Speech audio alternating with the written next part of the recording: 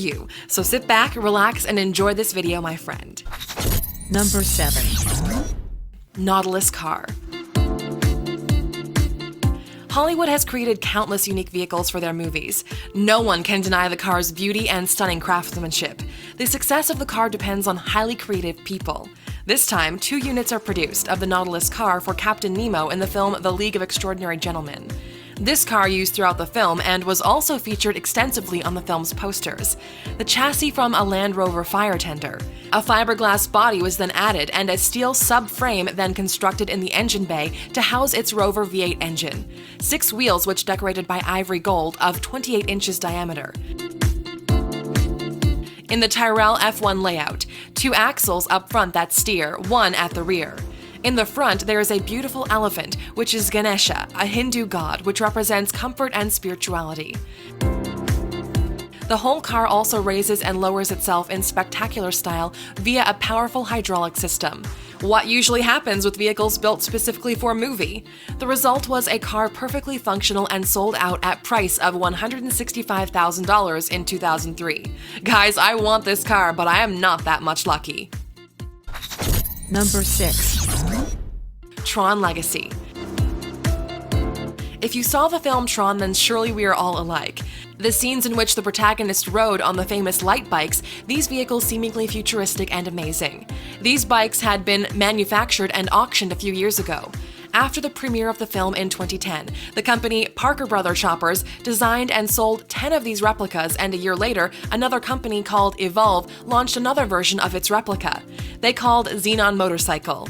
It has almost as spectacular design as the film, and chassis is manufactured from carbon fiberglass, hardened steel frame. Also, it has an electric motor with batteries that provides 96 watts of energy needed to function. Its top speed is 120 miles per hour, and its coolest electric bike, which run 160 kilometers with a recharge of 15 to 35 minutes. Guys, if you want to impress your girlfriend, then this is the best bike in the world, but sadly, it's not for mass production. Number 5. The Gigahorse. The Gigahorse is first appeared in Immortan Joe. The Gigahorse is a custom vehicle driven by Immortan Joe. The vehicle is built from scratch with a powerful and sophisticated drivetrain and highly modified body. The car is built on a custom chassis with a body made of 2 1959 Cadillac Coupe de Villes sitting on top of each other. The Gigahorse is powered by 2 Chevrolet 502 SID big block V8 crate motors. Both engines are connected through a custom gearbox. The engine setup is fully functional, generating approximately 1,200 horsepower. The vehicle is equipped with tractor tires, the rear ones being 70 inches in diameter. According to Colin Gibson, the Gigahorse managed speeds up to 125 kilometers an hour. The designers also had to fabricate their own wheel rims. Each axle has pneumatic suspension and leaf springs, plus what looks like hydraulic shocks. Number 4. Batmobile, 1989. Tim Burton's live-action films Batman and Batman Returns presented a different version of the Batmobile, which reflected those films' Art Deco version of Gotham City, both of which were designed by Anton Furst. The Batmobile is an electric wizard that is filled with gadgets, computers, and calculators. It is voice-controlled with an interior that features controlled seats, aircraft instrumentation, and a weapon system that includes 2 Browning submachine guns. It has a jet turbine engine which powers this seasonal creation from 0 to 60 miles per hour in less than 3.7 seconds. It was created to be the ultimate in automotive styling, engineering, and design. Everything on this supercar was handcrafted with all the latest in space-age materials, alloys, and parts. It is covered with 70 coats of black pearl and acrylic lacquers. It was long, low, and sleek, and was built in a Chevrolet Impala chassis. The Tim Burton's Batmobile is now housed at the Peterson Automotive Museum in Los Angeles.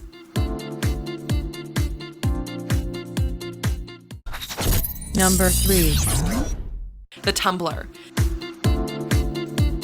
The Tumbler Batmobile used in the Dark Knight movies goes on sale for $1 million. The film's production designer described the machine as a cross between a Lamborghini and a tank, which is better than Tumbler, and it's able to walk up and down stairs through walls. This can rise on its rear wheels and even jump on the roofs of buildings in a movie. But its real version does not have the ability to fly like the film version has. The car, having same power engine, can be legally registered to run on the road to show greatness. It is nearly 5 meters long, 3 meters wide, and weight 2 tons. It has an 8-cylinder engine.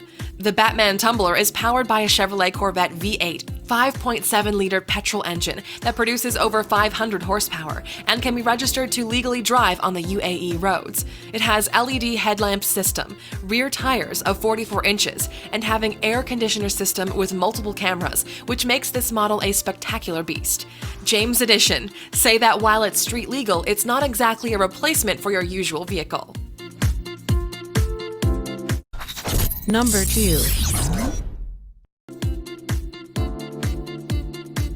Audi RSQ. The Audi RSQ is a mid-engine concept car developed by Audi AG for use as a product placement in the 2004 sci-fi film I, Robot. It is meant to depict a technologically advanced automobile in the Chicago cityscape from the year 2035. According to some reports, the Audi RSQ uses an all-wheel drive transmission and the V10 engine from the Lamborghini Gallardo. A challenging task to German engineer is that designing a car which is not a super hot car, but also it should be loved by audience and film for advertisement and publicity purpose. Number 1. Land Rover 101 FC. 101 FC came into being in 1995 when Land Rover were approached by Hollywood Pictures to supply vehicles for their film based on the 2000 AD comic books.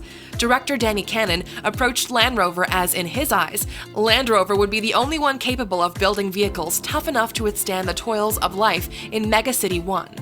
It has 3.5-liter Rover V8 engine. It has curious feature of dynamic trailer. In this case, 2-axle sentence with 3-axle, and it's even articulated. This car doesn't have air ventilation system, which make it less comfortable inside. It recently appeared in LRE magazine, being driven around off-road course by James Taylor.